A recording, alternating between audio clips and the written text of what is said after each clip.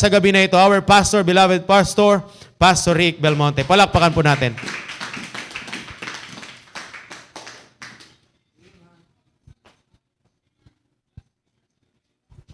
Amen. Thank you sa ating mga guest preacher. Thank you, Sir Maki, kung nandyan ka pa. Thank you for the great message. And Preacher Jude, nandyan pa ba siya? Wala na. Pero salamat pa rin, no? Sakaling i-review nila. Maraming salamat, Preacher Jude and Preacher Maki. Thank you for the message. Alright, hindi na po tayo magtatagal, huwag kayong magalala. It won't take too long, no? And hindi ko na hahabaan pa, no? Pero parang mag-i-sports itong mga young people na iba. Yan problema sa uniforme na yan.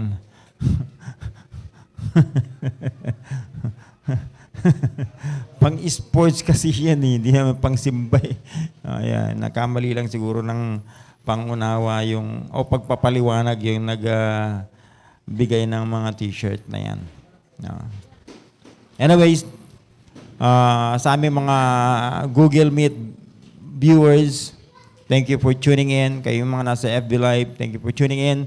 Sa ating mga bisita from CSI at sa iba't ibang churches, thank you po sa pag-tune in nyo. I hope na bless po kayo sa mga mensaheng napakinggan nyo. Ngayon baka hindi nag-aano, kaya pwede na po kayo mag-leave. Right? Buksan natin ang ating mga Biblia, o kahit hindi na, no? Basahin nyo na lang yun nandito sa ating team. Anong sabi dyan? Sabay-sabay nating basahin in verse 52 ng chapter 2 ng Book of Luke. Begin. And Jesus increased in wisdom and in stature and in favor with God and man. That's it. Tapos na ang mensahe. Yan yung conclusion. Di ba? Yan yung theme eh. Maliwanag yung binigay na mensahe ni Preacher Maki. A false balance is abomination to the Lord. No? At maganda yung mensahe ni Preacher Jude, bagamat nag-i-struggle akong mapakinggan dahil nag-i-echo. No? But I hope na naunawaan po natin yung mga mensaheng yun. It is for all of us, not only for the young people, bagamat sa inyong okasyon ito, young people, no? Pero ito'y, the Word of God is for everybody. So, magulang ka man, tatay ka man, nanay ka man, bata ka man, young people ka man, ang salita ng Diyos ay para sa ating lahat. Amen. Amen. Alright, tayo sandaling pumikit at manalangin. Dakilang Diyos, sa mga makapangyarihan sa lahat, nagpupuri po kami at nagpapasalamat sa mga napakinggan po namin mensahe sa hapong ito. Thank you, Panginoon Diyos, sa paggamit mo kay Preacher Maki at ganun po kay Preacher Jude. Bagamat sila po'y malayo sa aming lugar, pero yung salita niyo, Panginoon Diyos, ay nag-i-echo, nakarating po sa amin sa pamamagitan ng mga preachers na ito. Thank you, Panginoon Diyos, sa paggamit mo po sa kanila. Patuloy po silang pagpalain at ang kanilang ministry na ginagampanan sa kanya po nilang mga churches, Panginoon Diyos. Lalo tigit sa aming mother church sa Taguig. Pagpalain mo po ang aming pastor, ang kanyang buong sambahayan at ganun din po ang church sa Sahul. Patuloy mo pong abutin ang pangangailangan po ng iyong mga anak. Ugad sa pagkakataong ito, kayo po, Panginoon Diyos, ang patuloy na magsalita sa kalagitnaan po namin. Gamitin mo lamang po, Panginoon Diyos, ang bibig ng iyong lingkod. At, O Diyos, please, help us to understand your word. At ano man pong maunawaan po namin, please help us to live with your word, O God. Maisang buhay po namin ang inyong mga salita sa ibabaw ng magulong sanlibutan na ito. O God, maraming salamat po, Panginoon. Na ipatuloy po namin kayo may taas, maluwalhati at masamba po namin sa hapong ito. At bigyan mo po kami ng patuloy na maayos na internet connection at maging ang aming sound system. Bigyan mo po ng maliwanag na output at ganoon po ng input At patuloy po kami matuto at lahat ng aming matututunan ay may sa buhay po namin. At maraming salamat po, Diyos. Binabalik po namin ang buong kapurihan, ang kalwalatian po sa inyo. At kung may nakikita man kayong bayad ng kasalanan sa aming puso at isipan, ay patawarin niyo po kami. Ito po ang aming isang dalangin sa pangalan ni Jesus. Amen. Alright, please be seated.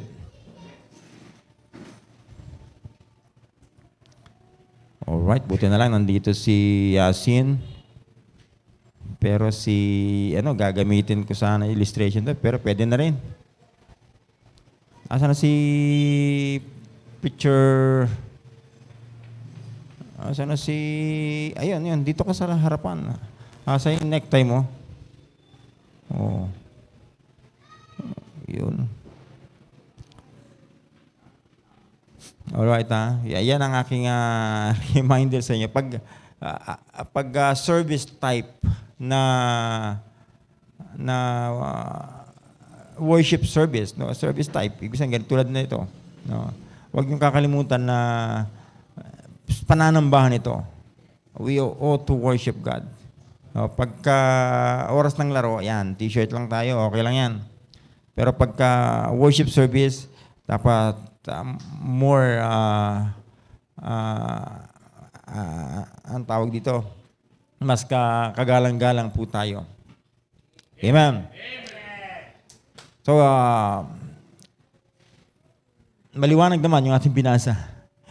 No? And Jesus increased in wisdom and in stature and in favor with God and man. Of course, ang Panginoong Jesucristo ay nagkatawang tao. Alam naman natin. No? In the book of Luke, siya ay present ni Luke as a perfect man and Savior.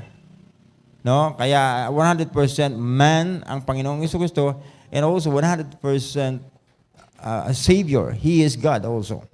No? Kaya yan ay pinatunayan ni John in the book of John.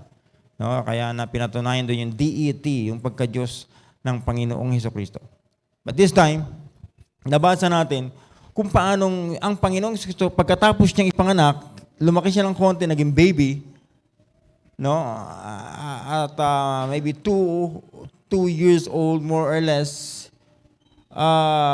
Then pagkatapos noon, bigla na siya lumitaw na 12 years old na.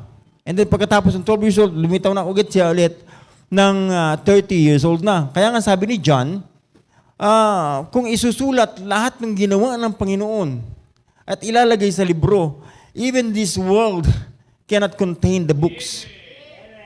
No? Kaya yung ni-reveal lang sa atin ng Panginoon, yung na isulat lang sa Biblia, ay yung kailangan natin. Kaya kuhanin natin yung mensahe na para sa atin. Yung ini-reveal sa atin ng Panginoon para sa atin, yun ang kailangan natin. No? Kaya yan yung team natin, yan yung title natin, Balanced Growth. Kaya gusto ko lang dugtungan niya ng the more acceptable balanced growth. Kasi meron akong 2 puntos. Bakit ko sinabing the more or more acceptable balanced growth? Kasi ang unang-una, ang nakita ko sa mga talatang ito na binasa natin, ang unang-una ay more growth in wisdom, followed by its stature, of course. Pagkatapos ng growth in wisdom, sumunod yung stature is more acceptable than the other way around. Ayun yung unang puntos gusto kong tagalogin at maliwanagan sa inyo. Yung paglago sa wisdom. No? Yung paglago sa wisdom at ang sumunod ay paglago ng stature ay katanggap-tanggap, higit na katanggap-tanggap kesa yung lumago ka muna sa stature bago ka lumago sa wisdom. I hope nakikuha niyo yung sinasabi ko. No, kaya nga gusto kong ibigay lang sa inyo ng maliwanag na illustration. Yung patungkol dito, no? Yung balance growth na ipaliwanag naman na ni Maki kanina yung patungkol sa growth yung pulse balance. yung ating growth hindi dapat kapantay. Yung ating growth sa ating pananampalataya hindi dapat kapantay ng sistema ng sanglibutan. No, hindi na tayo taga sanglibutan. Amen. I hope naniniwala po kayo sa sinasabi ko. Hindi na tayo taga sanglibutan. Tayo ay tagalangit na. No, at yung wisdom dito, pag sinabing wisdom, this is knowledge and understanding about the things of God. Ito'y kaalaman at ito'y pangunawa sa mga bagay patungkol sa Diyos. Minsan hindi mo ma-imagine na yung tao pag tinignan mo sa kanyang itsura, parang maayos naman. Di ba? Not until na siya magsalita at may lumabas sa kanyang bibig, malalaman mo kung ano yung laman ng kanyang kalooban, ano ang laman ng kanyang kaisipan. Di ba? Tingnan mo, bigyan natin ng magandang illustration yung balanced growth. Walang bata, no? Si Yasin, halika na Yasin. Magagandang lalaki ang gusto ko rito eh. Mag-question and answer lang tayo. Tingnan natin yung balance. Naku, kinakabahan na. Halika, Troy. Sinong mas malaki sa kanila? Si Yasin. Si Yasin. Sinong mas magandang lalaki sa kanila? Bakit mo naman nasabi yun? Kuhanin natin si Totoy. Si Totoy, sino mas maganda na sa kanilang lalaki ngayon? Si Totoy, syempre. Tingnan niyo mabuti, ha? Ano ang natapos mo, Yasin? Ha? Grade 6. Ikaw, Troy. Ha? Tanggalin mo kasi yun. Parang namang may mahahawa, no? Grade 8. So, mas mataas. Mas matanda ka ba kay Yasin? So, mas mataas ang pinag-aralan mo. Pero mas malaki siya sa'yo, no? So, yung stature niya, mas malaki sa'yo, pero mas matanda ka sa kanya. Di ba? Pero yung sinasabi ko, yung paglago sa wisdom ay mas katanggap-tanggap ito bago lumago yung katawan, mas katanggap-tanggap ito kaysa lumago ka muna sa physical, sa stature, bago lumago yung iyong kaisipan. Yun yung kaninang maliwanag na illustration ni Preacher Maki. Pag nangyari yun, ang tawag sa iyo ay, sabi ng pastor nga, factory defect. No? Tignan mo. Alam naman natin si Totoy, yung kanyang testimony. So maraming alam yung dalawang ito na hindi alam ni Totoy. Kaya hindi ko natatanungin. Sigurado ako maraming alam yung dalawang ito na hindi alam ni Totoy. Pero pag tinignan nyo sa kanilang stature, sa kanilang physical na anyo, pwede mo ba silang husgahan? Ha? Pwede mo ba silang husgahan na merong false balance dyan? O sila talaga ay merong balance growth? Di ba, hindi mo mauiisip na si Yasin, buhat itong nakarating dito. Ilang taon ka na rito? Wala pang isang taon, di ba? Meron na. Magto 2 years na. Ilang taon ka na dito? Magto 2 years. No? 2 kalahati. Si Totoy, bagong-bago yan, hindi ko natatanungin. Pero kung tatanungin ko yung dalawang ito, patungkol sa kalokohan, sigurado ko mas maraming masasabi si Troy. Troy, ilang beses ka na nagpasaway. Of course, hindi niya na mabibilang yun. Pero si Yasin, pag sinabi ko ilang beses ka na nagpasaway, mabibilang niya yun, pero mahihirapan din siya kasi sobrang dami na rin. Di ba, Yas? Oo. So, hindi natin sila pwedeng husgahan sa kanilang stature.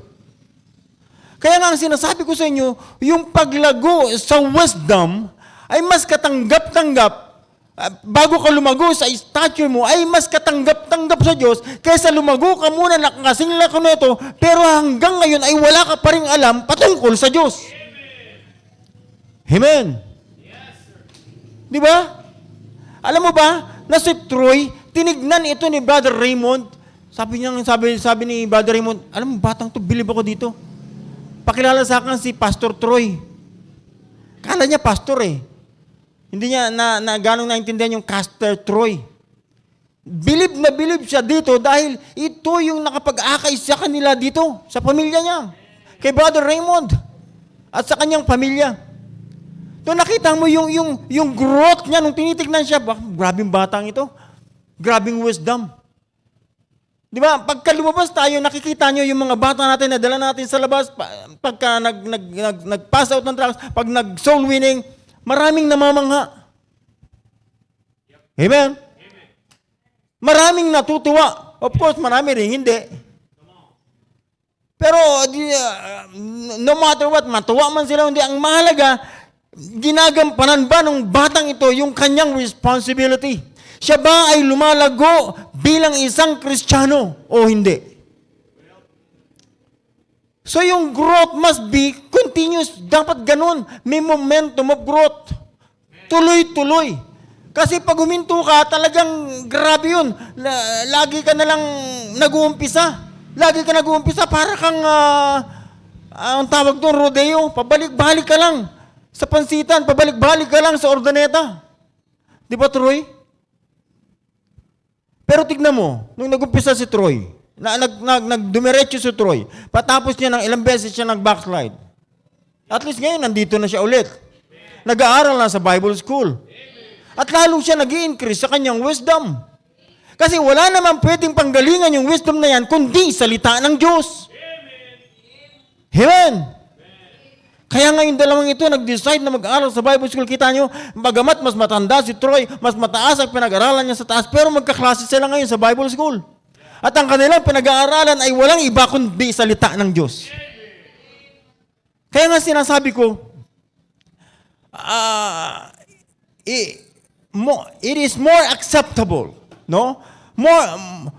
More growth in wisdom followed by growth in his stature is more acceptable than other way around. Yung lumaki ka muna, kita mo. Gamitan ko lang illustration for report Totoy. Tingnan mo. Bagong-bago ito eh. Kahit anong itanong mo dito ngayon, ang masasagot niya na ngayon, alam niya na yung A, B, C, D. E, alam na ba? A, B, C, D. Yung pa lang. Of course, hindi mo iisipin yun sa kanyang kalagayan ngayon. So na-late lang yung kanyang learning patungkol sa writing and reading. Pero hindi nangangahulugan yun na yung wisdom. Amen. I hope you do believe that. Kaya lang nagkataon ngayon, for the sake of illustration, nauna yung kanyang growth physically, pero nahuli yung kanyang intellect. Nahuli, wala tayong magagawa eh. Yan yung sistema ng sanglibusan na inani niya eh. Diba? Kaya nga, yan yung sinasabi na false balance. Dapat habang lumalaki ka, lumalago ka rin, nag-i-increase ka rin sa learning. Nag-i-increase ka sa wisdom. Kaya nga sinasabi ko, mas magandang lumago muna tayo sa wisdom bago tayo lumago sa ating physical, sa stature natin, kesa lumaki tayo na wala tayong kaalam-alam. Wala tayong wisdom, wala tayong kaisipan ng Diyos. Wala tayong knowledge, wala tayong understanding patungkol sa Diyos. Pero sa salamat sa Panginoon, huwag ka mag-alala, Toy, hindi pa huli ang lahat. Nagpapasimula ka pa lang. Ang edad mo ngayon, bibigyan kita ng edad na mga 4 years old. At least batang-bata ka pa. Pang 4 years old ka pa lang ngayon. Pero alam mo ba, kung magtutuloy-tuloy ka lang, dahil yung wisdom ay nanggagaling sa Diyos. Kung magtutuloy-tuloy ka lang mag-aral at magpapasakop sa kapangyarihan ng Diyos, alam mo ba, na sa madaling panahon, pwede kang lumago sa wisdom na nanggagaling sa Diyos?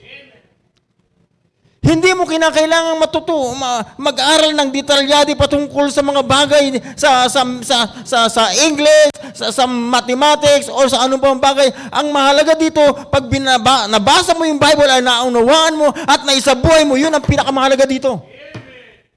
Yan yung wisdom.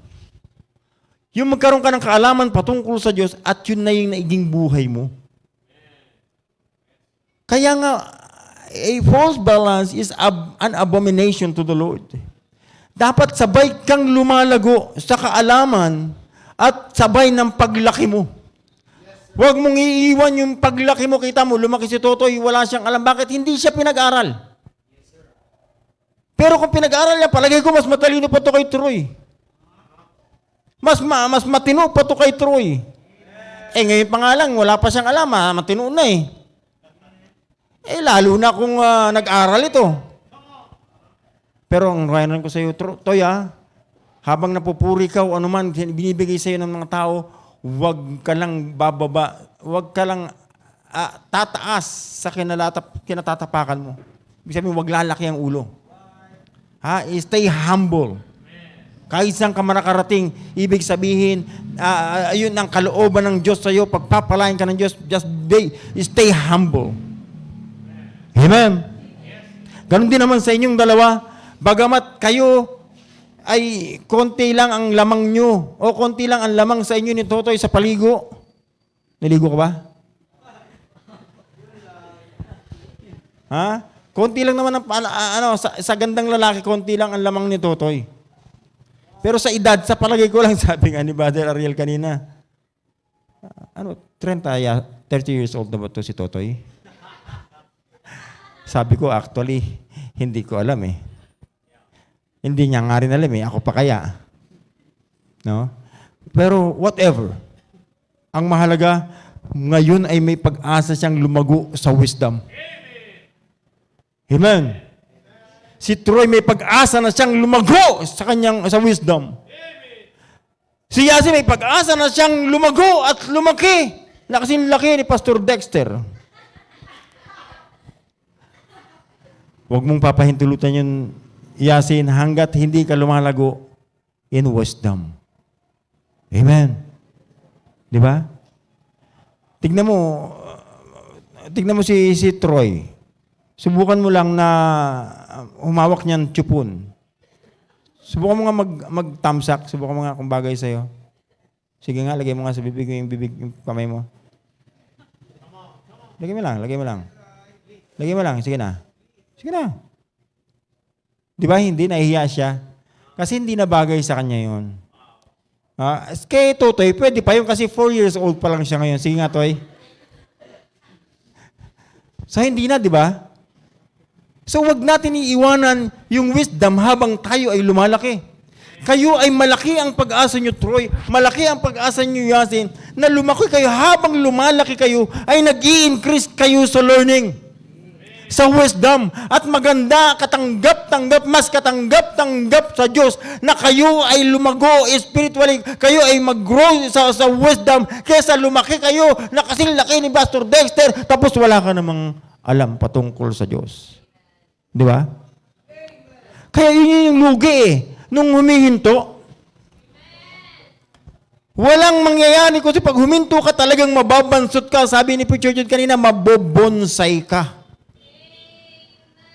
Magiging abnoy ka. Imbis na maging balot ka, penoy ang labas mo. Amen. Imbis na magiging sisiw ka, balot ang lagay mo. Amen. Amen. Alright, thank you. Sige, may babasahin lang akong talata. In 1 Corinthians chapter 2.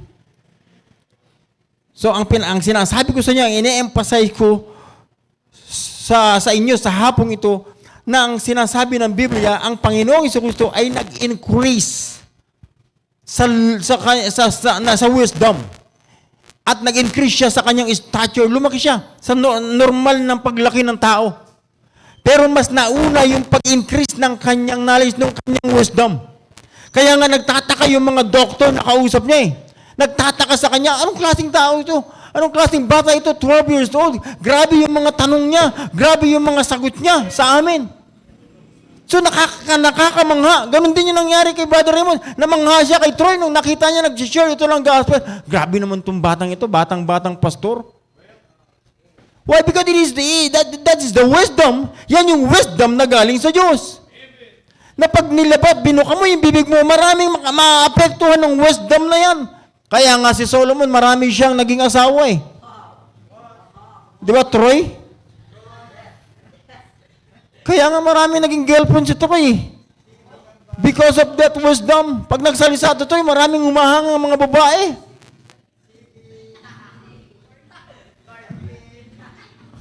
Di ba? Di ba, Troy? Oh, pambira. Conceited. Kaya pagka winawarning ko na kayo mga babae, na huwag kayo masyadong humanga sa taong ito. Minsan nagkukunwari lang po yan. Minsan hindi po nagsasabi ng totoo yan. Pero sa palagay ko naman, hindi na ito nagsisinungaling ngayon kaysa noon. Noon maraming kasinungalingan sa akin to eh. Pero ngayon hindi na, di ba Troy? Parang hindi nakasagot eh. 1 Corinthians chapter 2. So hindi mo kayang i-comprehend, hindi mo pwedeng husgahan ng isang tao sa kanyang stature. Pero sinasabi ko nga sa inyo, mas matutuwa ang Diyos, mas pabor ang Diyos, mas katanggap-tanggap sa Diyos, yung ikaw ay lumago muna sa wisdom bago ka lumaki physically. At yan yung programa natin sa ating mga kabataan. Amen? Kaya talagang mag-i-increase sila sa wisdom habang sila ay lumalaki sa church na ito. Amen. 1 Corinthians chapter 2, tingnan nyo sabi ni Apostol Pablo. In 1 Corinthians, bakit nasa 2 Corinthians? 1 Corinthians chapter 2. Basahin ko ng mabilisan, from verse 1. And I, sabi ni Paul, Brethren, when I came to you, came not with excellency of speech or of wisdom, declaring unto you the testimony of God. For I determined not to know anything among you, save Jesus Christ and Him crucified. And I was with you in weakness and in fear and in much trembling, and my speech and my preaching was not with enticing words of man's wisdom, but in demonstration of the Spirit and of power, that your faith should not stand in the wisdom of men, but in the power of God.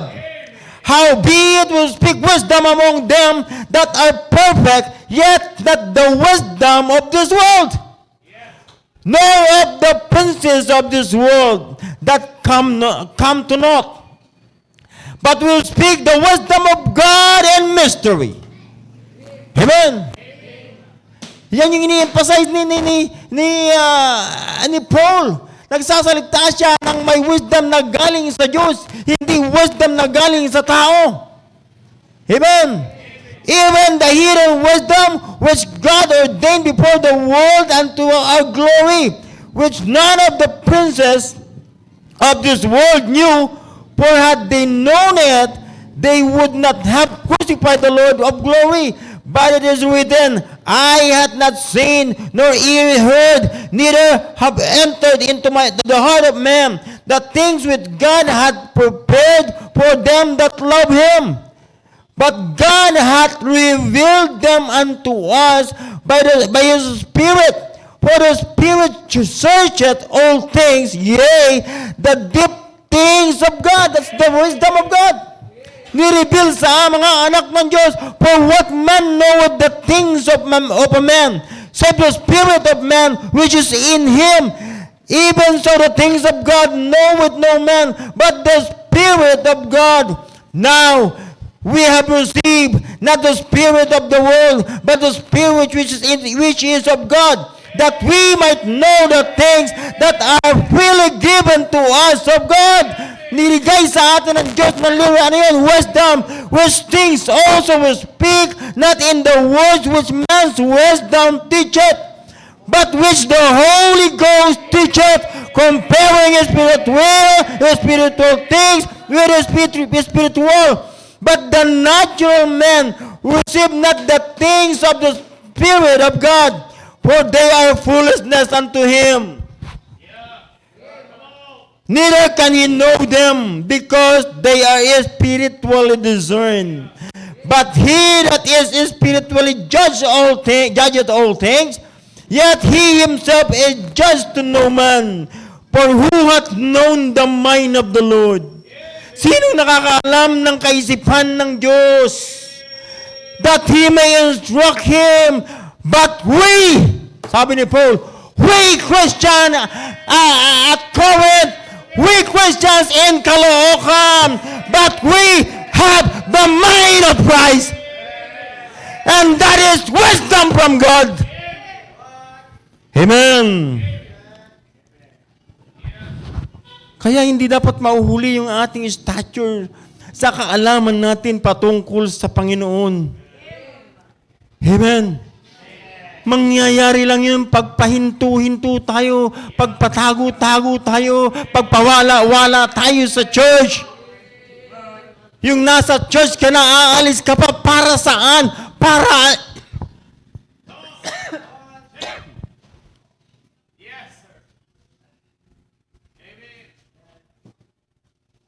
Kapatid, nilagay ka na ng Diyos sa tamang lugar. Pag inalisan mo yan, saan ka dadalhin yan? Nothing. Kundi sa pagkabansot.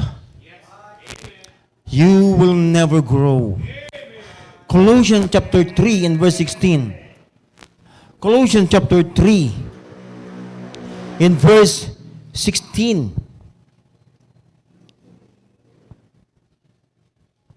The Bible says, let the word of Christ dwell in you richly in all wisdom.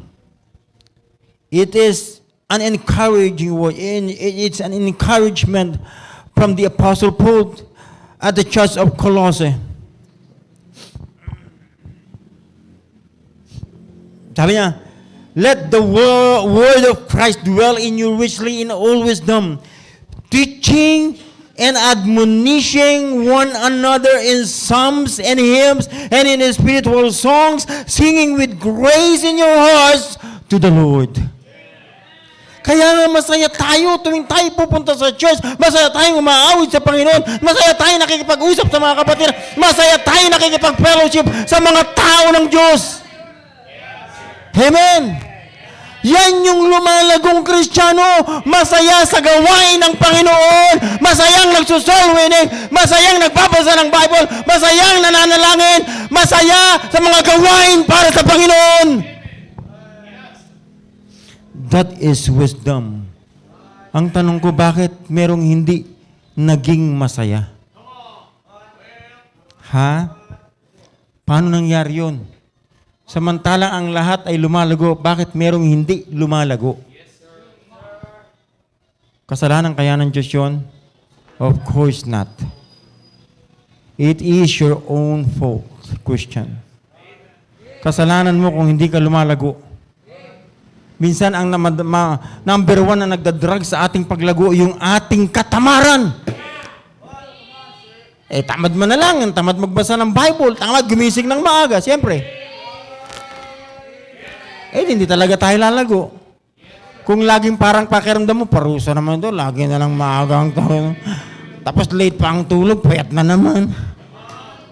Parusa talaga dito sa church. Ano pa pag yan ang pakiramdam mo, kapatid? Yan ang pipigil sa iyong paglago. Burahin mo yan sa kaisipan mo. We need to enjoy the things of God because we have the mind of God. We have the mind of Christ. Amen. More growth in wisdom followed by the stature is more acceptable than other way around. Dapat lumago muna tayo sa wisdom bago sa stature. Kaysa lumago na tayo, lumaki na tayo kasi laki ni Pastor Dexter, tapos wala pa rin tayong alam. Amen. So dapat sumusunod yun. Mas magandang sumusunod yung stature natin. Kesa nauna tayong lumaki dahil mas malakas tayong kumain kaysa magbasa ng Bible. Mas malakas tayong matulog kaysa manalangin. Lalaki ka nga, pero yung kaluluwa mo liliit. Papayat. Amen. The second thing. Gaining more favor with God. Gaining more favor with God than man is more advantage or most advantage for growth. Ulitin ko. Gaining more favor with God rather than man is more advantage for growth. Ang ibig ko sabihin, never get the favor of God without the favor of God. Never get the favor of man without the favor of God. Huwag kang kukuha ng pabor mula sa tao na walang pabor ang Diyos. Pero minsan, at gaano kadalas yung minsan, mas gusto nating makakuha ng pabor mula sa tao kaysa makuha natin yung pabor ng Diyos. Amen. Kaya nga iiwanan yung gawain ng Panginoon. Bakit ang gusto mong kuhanin? Yung pabor ng Diyos. Sayang naman, pag hindi ako umuwi, hindi ako magkakapera.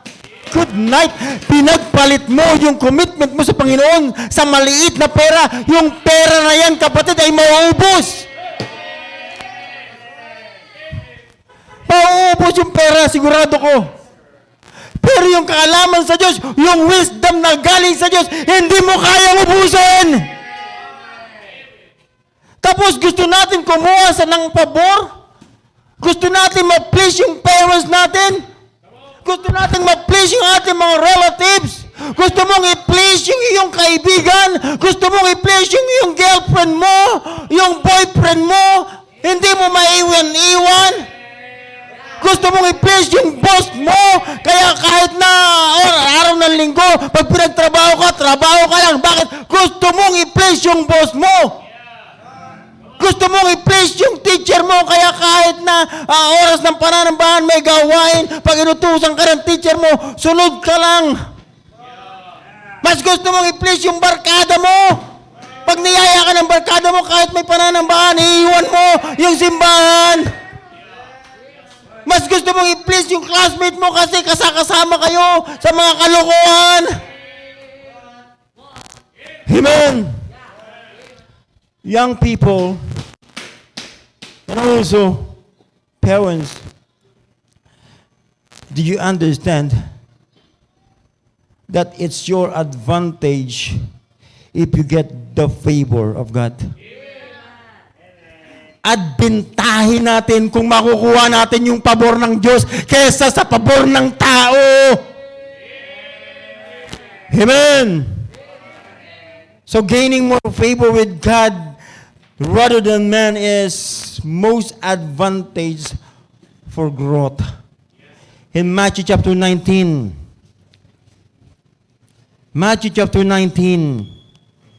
maaring ito yung huling talatang babasahin natin sa hapong ito, N-word hon. Tapos na tayo, naglalanding na po tayo, pwede nang isuot ang mga sapatos nyo. Amen.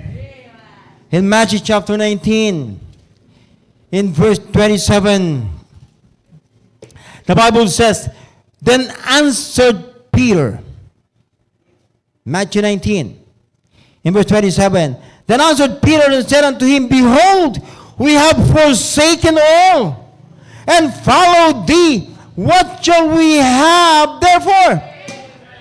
Sabi ni Peter, paano yan, Panginoon? Iniwan na namin lahat para sa iyo. Ano naman ang mapapala namin sa iyo? What a question. What a question. Ano sabi sa kanya ng Panginoon? In verse 28, And Jesus said unto them, Verily I say unto you, that she which have followed me in the generation when the Son of Man shall sit in the throne of his glory, he also shall sit upon 12 thrones, judging the 12 tribes of Israel. One day, paparito ang Panginoon para kuhanin tayo at magre-reign ang Panginoon at kasama tayo mag-ahari ng Panginoon. Blessed be the name of the Lord. Pero anong sabi niya sa last na verse? And everyone that hath forsaken houses, meron ka bang bahay na iniwan? Or brethren, mga kapatid, or sisters, or fathers, or mother, or wife, or children, or lands, for my sake shall receive 100-fold and shall inherit everlasting life. Ano ang pwede mong ipagpalit sa pangako ng Panginoon? Salamat sa Panginoon, meron ka ng eternal life. Hindi nababawiin ng Panginoon sa iyo yan. Pero yung mamunga ka ng 100-folds, ibig sabihin, gusto ng Diyos na mag-multiply tayo. Ang gusto ng Diyos magkaroon tayo ng abundant life. Hindi mo ba maantay yun, kapatid? Bakit di natin antayin yung pangako ng Diyos? Bakit hindi natin maantay? Bakit puro hirap na lang nararamdaman natin? Bakit hindi natin ma-enjoy yung mga bagay na para sa Panginoon? Ha? Konting hirap. Ang hirap naman. Hugas ng kaldero, ako na naman. Hugas ng plato, ako na naman. Construction, ang bigat naman ng trabaho to. Soul winning, ang init-init. Ha? Ganyan ba yung attitude natin sa Panginoon? Sa lahat na lang ng ikinuman sa atin ng Panginoon, lagi tayong nakakontra? Hindi tayo masayang sumusunod sa Panginoon? Mas gusto pa nating makuha yung pabor ng ating mga magulang, ng ating mga kapatid. Sige na anak, sige na kapatid, lumabas ka na dyan para mapakinabangan mo yung regalo namin sa'yo. Biruin mo, pagpapalit mo sa maliit na regalo, yung pangako mo sa Panginoon at yung pangako ng Diyos sa'yo, kapatid. Amen? Nakakahiya yun. At nakakalungkot yun. Kaya nga, sabi ko, the more acceptable balanced growth. Unang-una, lumago ka in wisdom bago ka lumago physically, in stature. Yung makuha mo yung pabor ng Diyos kaysa makuha mo yung pabor ng tao. Diba? At pangako ng Diyos yun, iwanan man ako ng aking mga mahal sa buhay, iwanan man ako ng tatay ko, iwanan man ako ng nanay ko, pero ang Panginoon, kailanman hindi ako iiwan.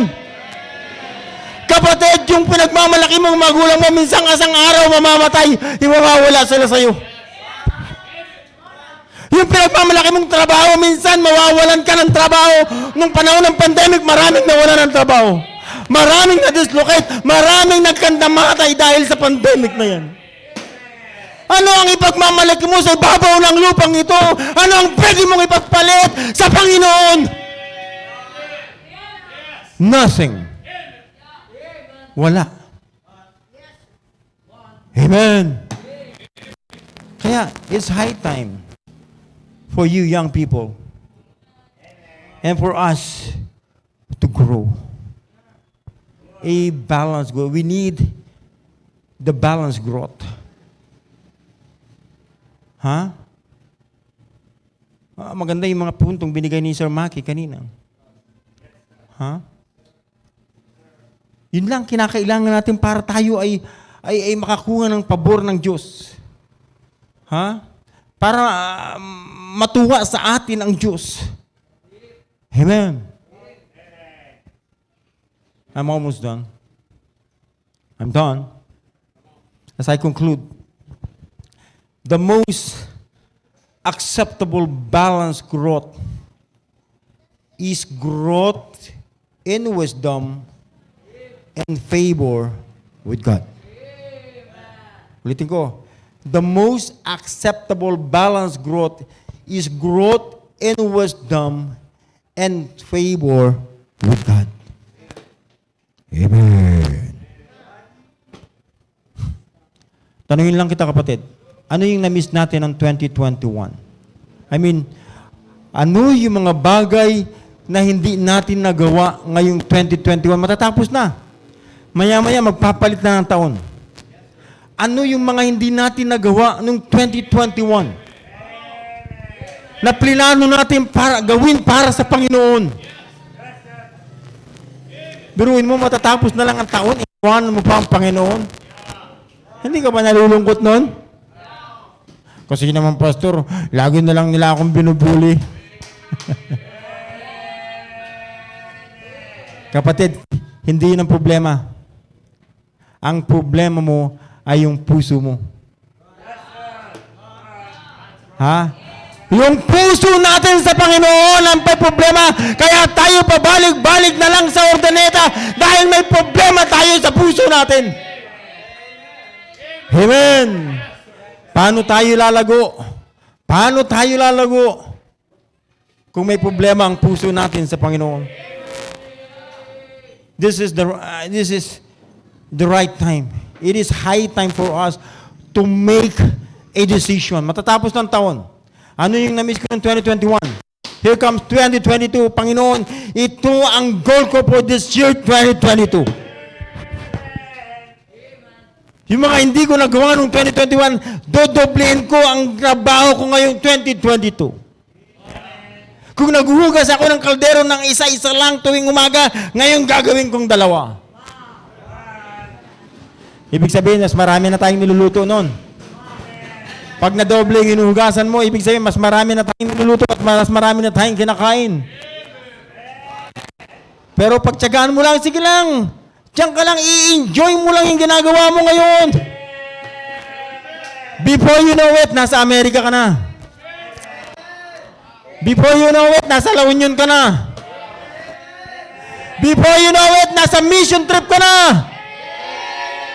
But for now, sige lang, i-enjoy natin yung mga bagay na para sa Panginoon.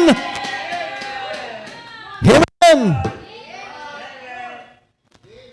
I hope the message is clear. The more acceptable, balanced growth. Amen. Amen. Let's set now our goal for this evening. Anong gusto kong mangyari sa buhay ko? Pastor, nabigla lang po ako, kaya ako umalis. O bakit hindi ka bumalik? Kung nabigla ka lang. O matagal mo na talagang nararamdaman yan.